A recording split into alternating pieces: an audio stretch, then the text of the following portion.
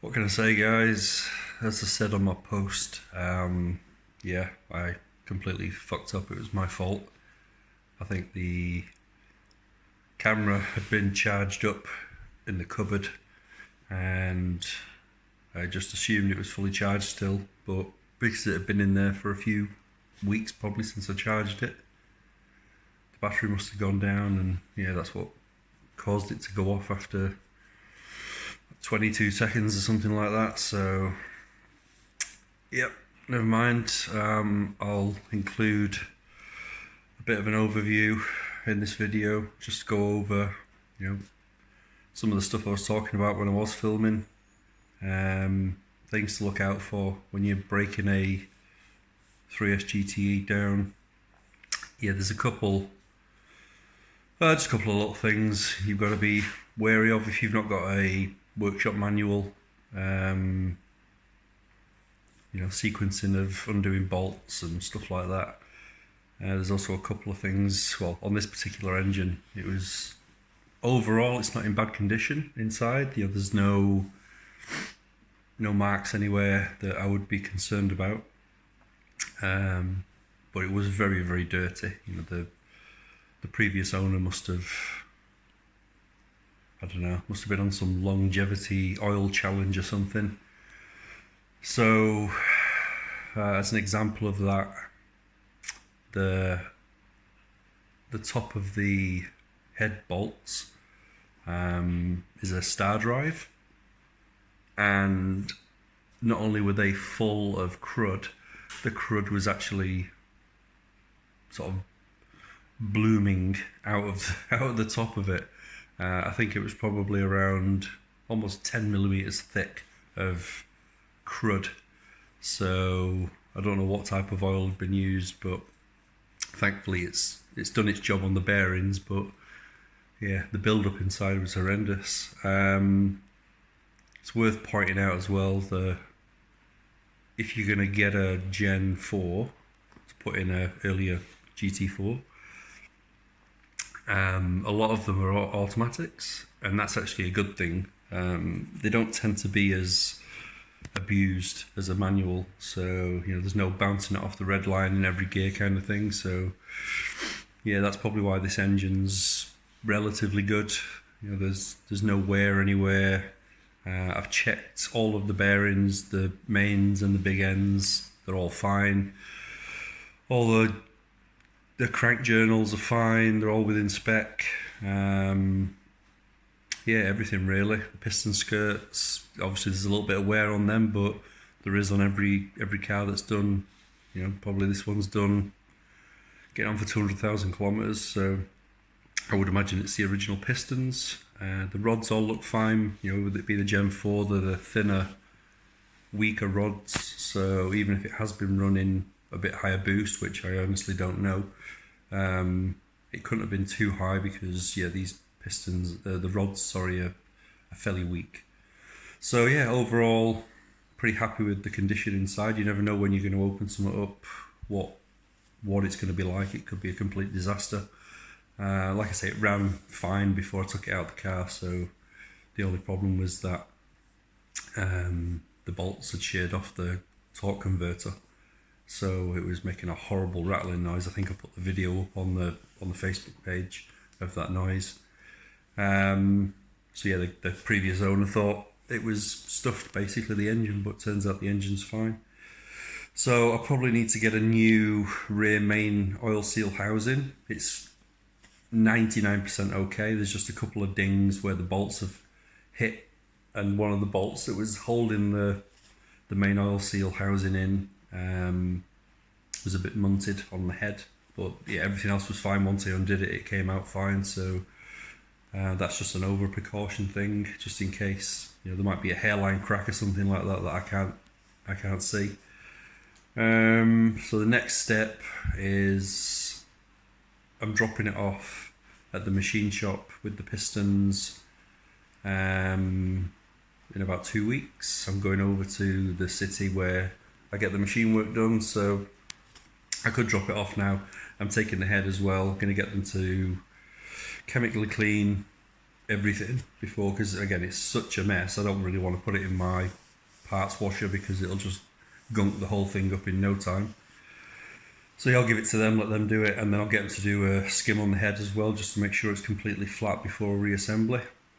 I think I have decided on this build just to keep things simple and go with the Gen 4 complete engine rather than fanning around trying to get a VVTi head on. I think I'll save that for the big build with the billet block. I'll do a few comparisons anyway, just on this block while I've got it off. Try both the beams heads on and, you know, see what I think might need to be done. And then I might also just quickly bolt both of the heads up to the bare block because it's nice and light, and then just drop it into the engine bay and get a feel for how it's going to sit. I think that's it really. Machine work wise, I'm sticking with just going to get ARP head studs. Again, this isn't going to be a big power build, and the previous build was on standard ARP head studs and that managed fine with the power that was running. So this one's going to only ever be maximum 450, 500 at the crank, so nothing huge. I've bought all ARP hardware for everything else. The main caps, the big ends on the con rods come with the new Eagle rods anyway. ACL race bearings, I've already got them. Well, I ordered them yesterday after I checked the ones that are in there, so they should come next week. Yeah, pretty much good to go really. Just need the machine work doing, which normally takes them a week or two depending on how busy they are. So hopefully by mid-Feb I should be reassembling this thing. Get the bottom end done fairly quickly. Once I got the head back, I can decide then if I'm just going to do a little bit of porting work, and that's it really. So yeah, I'll show you what I've been up to. Let me know in the comments if you've got any questions, and I'll make sure I charge the batteries next time.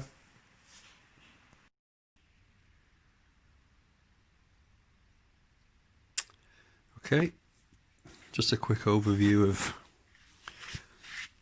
the engine and all the bits. As you can see, everything's kind of just scattered around at the moment.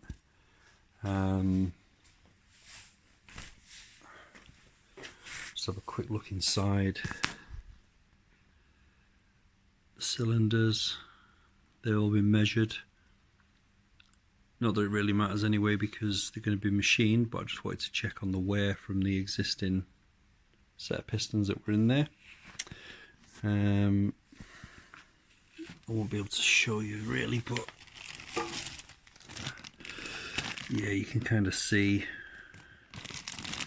in that corner there what I was talking about with the rear main seal damage, but it looks fine. I mean, once it's cleaned up I might end up reusing that. So the way I tend to do it, lovely and black in there as you can see, obviously using top quality oils. So the inlet manifold has the entire loom still attached. I mark up anything that hasn't stayed on the loom, but as you can see there in the middle, the knock sensor obviously came off the block, so I've just plugged it back into the loom. Everything else stays on there pretty much. I'll come and tackle that at a later stage, clean it up, make sure everything's okay, replace anything, but yeah, generally keep it as it is, then you don't forget where things go. The crank, as I say, I've checked all them. There's no marks like gouges or anything like that, so that's fine. It'll probably get sent to the machine shop anyway, get them to check it. The caps, these were all good in terms of overall condition. The bearings that came out were good, they're all down there. I checked all of those. There's a reference in the manual which I'll show you in a sec. You can see they're the ones that I've been measuring up, but if you haven't got this, definitely get it if you're doing a build. And there's a page in here somewhere I might be able to find. It gives you all the specifications for checking your tolerances. I probably won't be able to bloody find it now. Oh, there we go. So yeah, there you can see I've already marked from a previous one what the main journal and the crank journal sizes should be. So the allowable size within, if it's standard, and then depending on what marks are on your bearings, will tell you what the bearing thickness needs to be for the ones that you're ordering. So mine on this one, I think there was a, so when it says here standard number 3, so number 3 is the center cap on the mains. Obviously it's the third one in, and then the others are the two either side, because there's 5 main caps. So there'll be a mark on the bearing itself, which I might be able to show you if I can. Yep, there you go. So you can see it on there or not, if it'll focus, but probably not. Oh yeah, there it is, number 3. So that one there is a standard main cap. So if you can see the difference here, the middle one's thicker. So that's the standard, the two outer ones, and then the center one that has the thrust bearings on as well, which sit at the sides. So if I show you on the cap, in there, that groove in the side there is where the thrust bearing sits, and that's basically what stops the crank sort of moving side to side. Or should I say, is the bearing surface for the crank when it moves side to side. Yep, inside there is a complete mess. So what I generally do, even if I'm not planning on using the parts, I'll take things off and put them exactly in the order that they came out. So I know that that's the number 1 inlet valve, that's the number 1 exhaust valve, etc., with their springs and buckets and everything all. So I know that that one came out of the corresponding hole on the head. And again, I may not end up using them, or if you got new valve guides put in, for example, it doesn't really matter. It's just something that I do. So the pistons, these are the ones that came out. As you can see, the con rod on the Gen 4 is quite skinny compared to 205, a Gen 3, compared to a Gen 2 or 185. Jesus, they're huge compared to these, but they are very light. Overall, not bad nick. Again, checked the ovalness of them. As you can see, there's always a patch where I've written number 1 there. That's the high wear point on the skirt. So as the piston's doing this side to side on the crank, that's doing that, and that's kind of where that wear point is as the piston's going up and down. But yeah, overall, considering the engine age, not too bad. A little bit of det there on that corner. Those 2 little ding marks, that's what detonation looks like. There was a bit more on number 2. There you go. You can see that. 3 and 4 were fine. Nothing at all on them, just carboned up as usual. So another thing to be aware of, see how it's got 3B on the piston. And what have we got at number 1? That's a 3C. So if you are using standard pistons, you need that number, because that corresponds to the block. And we probably won't be able to see it because I've not cleaned it yet. But on the block, you can kind of, let's see if I can find it. There's normally a corresponding mark to let you know what size piston for the bore. I mean, again, if you probably could just run a hone through there if you were just doing a standard build, put new piston rings in, new pistons if you absolutely wanted to. But yeah, that's depending on what level you're taking it to. This head is completely off now, as you can see, completely stripped, sorry. You've got to be careful when you take out your cams and you're stripping it completely. There are, whoops, these little guys. They sit underneath the spring. Now on a dirty engine like this, you wouldn't even be able to tell because they sit down in there and it looks just the same. But these are little steel seats. Now the way I get them out, which seems to work quite well, is just using a little magnetizing tool. You just poke it down there and you run it round in a circle and it'll draw it out, even on a cruddy engine like this. Getting the washers out was a bit of a mission, because you can see the amount of crap that's in there. Most of the time you just put your little magnet tool down there onto the washer and it pulls straight out. 3 or 4 of them on this did it out of the 10. The others, I had to scrape all the crap off around the top of them. And yeah, try the magnet multiple times. Also important when you are, especially with the cylinder head more than anything I'd say, there's a sequence for taking the caps off for the cams. And I'll find you that picture in the manual.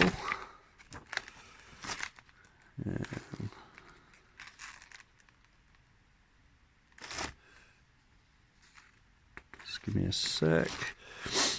It tells you in the manual as well, you know, checking for flatness with a straight edge. I just use a steel rule normally. There we go. So removing the camshaft, so there's the sequence. If anybody doesn't know, you basically follow what it says there, you know, number 1, number 2, and then 3 is over here, and follow. And that's basically just when you're taking the cams off, they're obviously under the spring tension, so you don't want to bend the cams or anything like that. And then it's the same with the cylinder head, which is here. So removing cylinder head, and then again, to try and prevent it warping when you undo it, you want to release the tension in a certain order, but also don't do number 1 and take it straight out. Crack number 1 and then number 2 and 3 and 4 and 5, etc., and then go back to number 1 and turn it again a little bit, and then 2 and 3 and 4 until probably the 3rd pass when they're completely loose is when I'd take them out. On the camshafts it's a little bit different, because you'll find that the cam will be constantly pushing up on the caps. So yeah, you want to do that in several passes on the cams, and then the head probably 3 passes is enough. And again, it's just, you know, precautionary. This is going to get a skim anyway, so chances are it'll be fine. All the other gunk I'll leave as is until I replace them or put new bolts on. Everything down there is bagged up, so that's all of, well, let's have a look at a few examples of what I've done. So that one there is the inlet manifold and crank sensor, so the bolts and the nuts for the inlet manifold and the crank sensor. What have we got there? That's the crank main bolt and washer. They're the head bolt washers. Probably won't reuse them, but rather than getting mixed up. What have we got there? That's the steel pan for the sump. There'll be another one in here. Oh, that's the oil pump. So again, I do that with everything, and that just, again, a week from now when I've forgotten where things go. In this case, it's probably going to be several weeks from now once I get the bits back. In between that time, sump pan or oil pump will obviously get binned. The head, etc., all of that will be stripped and tidied and painted or sent away for coating or whatever. But yeah, that's what you missed yesterday, this mess.